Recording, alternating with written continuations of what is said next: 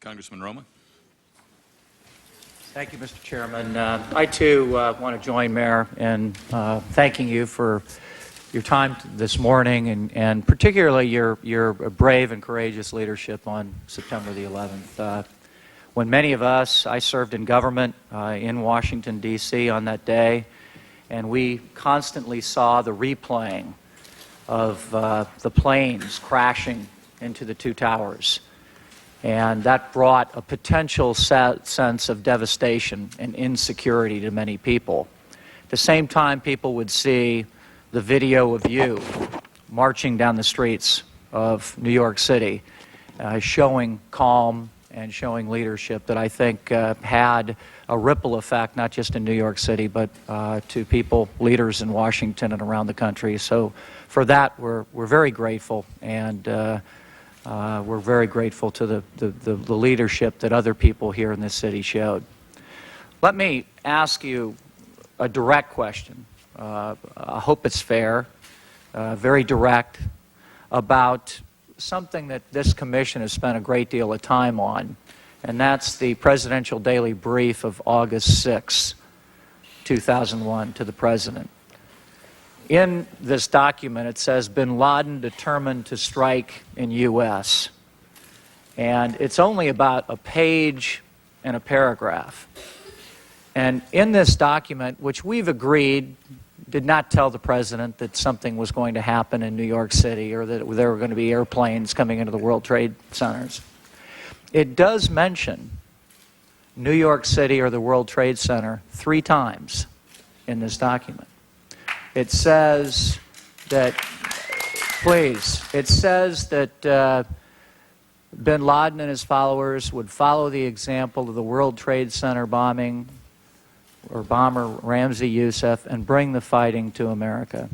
It talks about a clandestine source in 1998 that a bin Laden cell in New York was recruiting Muslim American youth for attacks. And it says, it mentions the recent surveillance of federal buildings in New York City. Now again, Mayor, nothing to say that you should have known about something happening on September the 11th.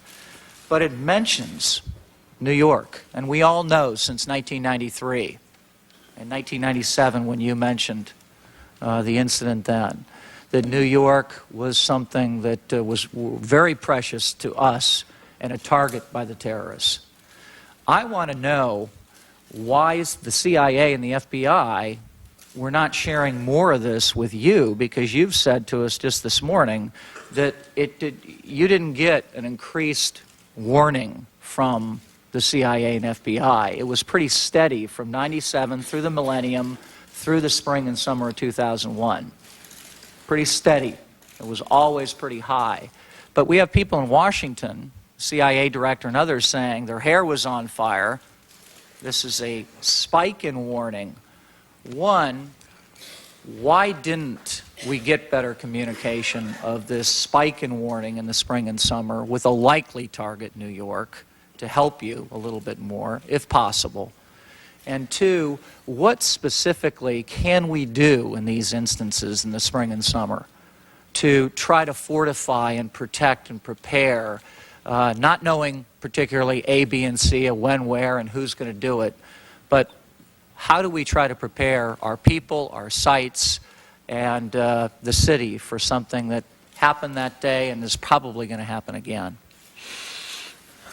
I don't know that I can really answer the whole question. I'll try. If that information had been given to us or more warnings had been given in the summer of 2001, I can't honestly tell you we would have done anything differently. I mean, we were doing at the time all that we could think of that was consistent with a city being able to move and to protect the city. In fact, for some time, we had been heavily criticized for doing too much, including closing down City Hall and closing some of the areas around public buildings.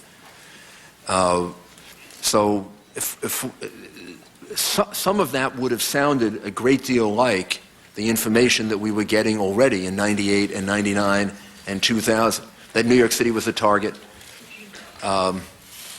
I have to say that in the briefings that I got, and this is all now recollection more than anything else, but I think the police plan reflects that.